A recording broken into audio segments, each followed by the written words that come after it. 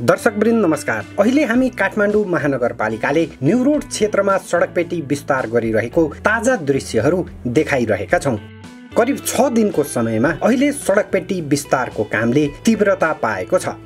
दर्शकवृन्द, अहिले सडकपेटीमा लगाइएको सुरक्षा बार हटाइएको छ भने अहिले धमाधम पुरानो ब्लकहरू निकाल्ने काम भइरहेको छ। निकै साँघुरो रहेको यो सडकपेटी विस्तार गरिएपछि निकै ठूलो देखिएको छ।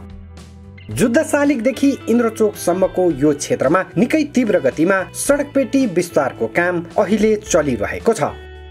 काठमाडौँ महानगरपालिकाले वडा नम्बर 22 र 23 मा समेत सडकपेटी निर्माण गर्न लागेकोमा यो क्षेत्रमा स्थानीय तथा वडा अध्यक्षहरूको विरोधका कारण अब अहिले तत्काल रूपमा सडकपेटी विस्तारको काम नहुने भएको छ।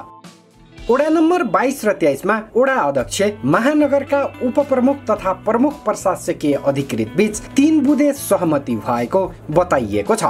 अब सडकपेटी विस्तारको प्रभाव बारे अध्ययन गर्न समिति निर्माण गरिनेछ। उक्त समितिले प्रतिवेदन बुझाएपछि मात्र काम सुरु हुने गरी महानगर तथा वडा बीच सहमति भएको हो। अब वडा नम्बर 22 तथा 23 मा मङ्सिरसम्म सडकपेटी विस्तारको काम नहुने भएको हो।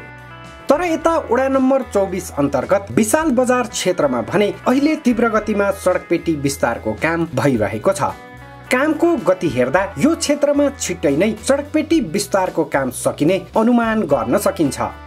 बालेन तथा महानगरको यो कामको गति हेर्दा यहाँहरूलाई कस्तो लागिरहेको छ, आफ्नो महत्त्वपूर्ण कुरा कमेन्टमा लेख्न नभुल्नुहोला। धन्यवाद।